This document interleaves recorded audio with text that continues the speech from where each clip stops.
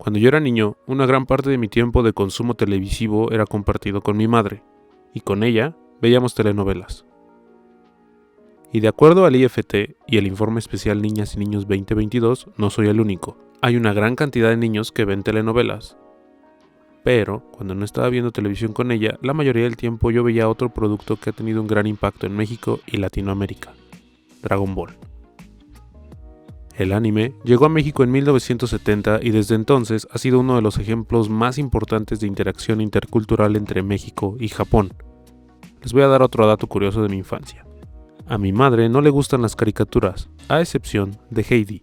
El anime y las telenovelas en México y Latinoamérica son dos productos televisivos que parecen de dos planetas distintos, pero que han tenido impacto y prevalencia cultural durante décadas. Y este fenómeno no puede ser aleatorio.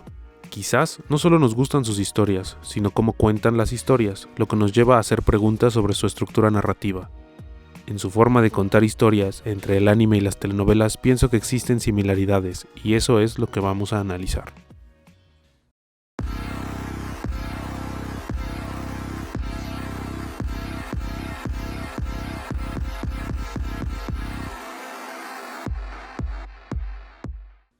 La estructura narrativa tiene que ver con la forma y secuencialidad en que una determinada cultura organiza los eventos o sucesos para contar una historia.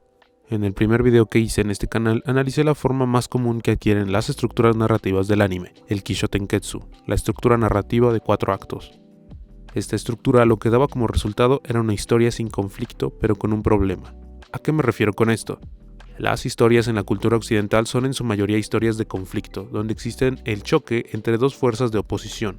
Una estructura tradicional introduce un conflicto en el inicio, el cual mantiene la tensión en el relato y la incrementa hasta llegar a un clímax.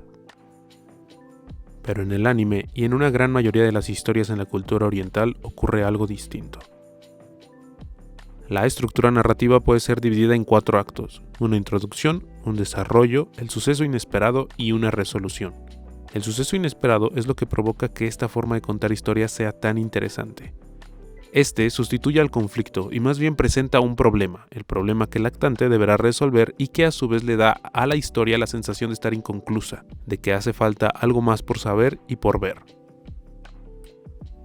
Las estructuras narrativas pueden ser consideradas como un código. En este caso, el Kisho Tenketsu puede ser visto como un código para organizar una sustancia en historia en una determinada cultura. Las telenovelas son un caso muy curioso de narrativa, y la hipótesis que propongo es que tienen un parentesco mayor a las narrativas orientales que a las occidentales. Para observar esto, vamos a analizar los 3 primeros capítulos de 3 telenovelas distintas: Corazón Salvaje, La Madrastra y Teresa. Lo que debemos hacer es buscar regularidades en las estructuras narrativas de estos 3 capítulos, en el orden en que ocurren los sucesos y eventos y ver qué comparten, en dónde hay similaridades. A partir de eso podremos ir armando un esquema. También hay que analizar si la estructura narrativa del anime nos puede ayudar a clasificar o categorizar los sucesos. La introducción a la telenovela nos muestra personajes, el mundo y otra información necesaria que nos ayuda a comprender dónde se desarrollan los sucesos y las acciones de la telenovela. En Corazón Salvaje conocemos a Francisco Alcázar, un rico caballero a quien le piden que vaya a ver al señor Carmona, un hombre que está muriendo. En La Madrastra, la historia comienza con una familia en las vísperas de la realización de una misa para celebrar los 20 años de fallecimiento de María, la madre de los 2 hijos de Esteban, su ex esposo. La historia de Teresa comienza en una graduación, donde conocemos a la protagonista de la telenovela, una joven bella y muy inteligente que tiene la intención de casarse con Paulo, su novio.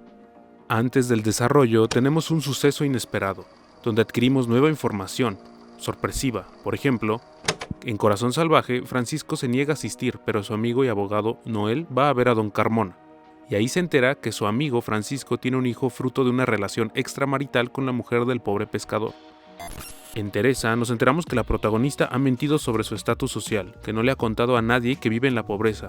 Y en La Madrastra, el suceso inesperado es que se ha ocultado un secreto, que María, la supuesta difunta esposa de Esteban, en realidad está viva y en prisión, encerrada por presuntamente haber asesinado a Patricia. Al mismo tiempo, este suceso inesperado crea tensión para la historia, así como la pone en marcha. El desarrollo se da después del suceso inesperado y tiene mucha similitud al desarrollo en un anime en el sentido que generalmente no ocurren eventos muy importantes, sino que son para profundizar y adquirir más información sobre el mundo de la historia, y saber las consecuencias que el suceso inesperado significa.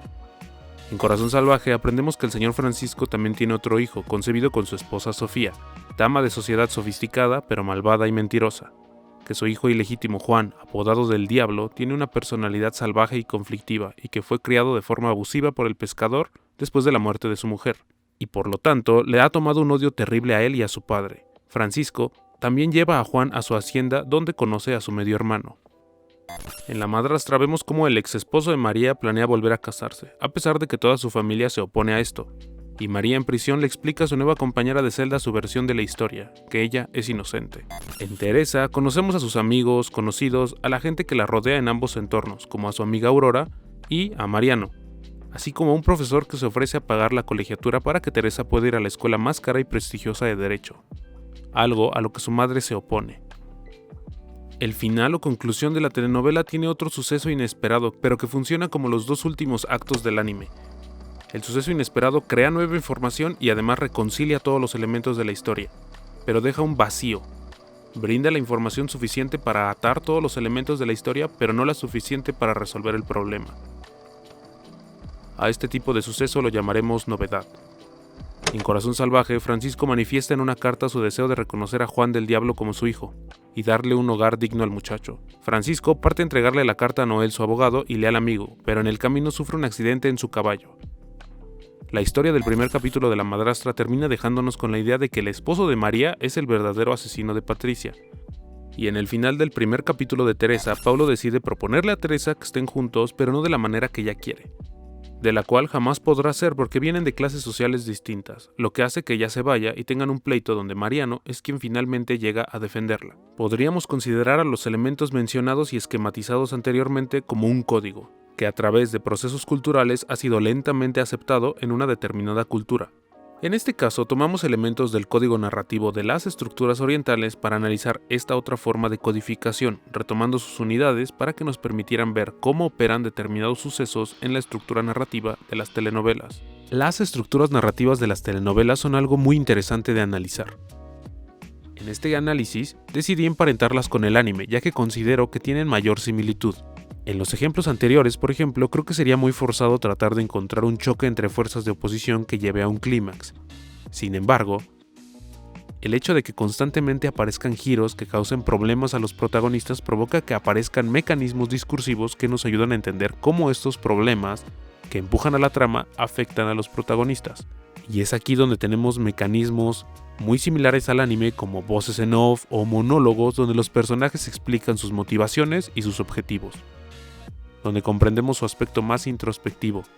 Asimismo, podemos observar que la conclusión en forma de novedad también es una consecuencia de la naturaleza hipertextual de la telenovela. ¿A qué me refiero con esto?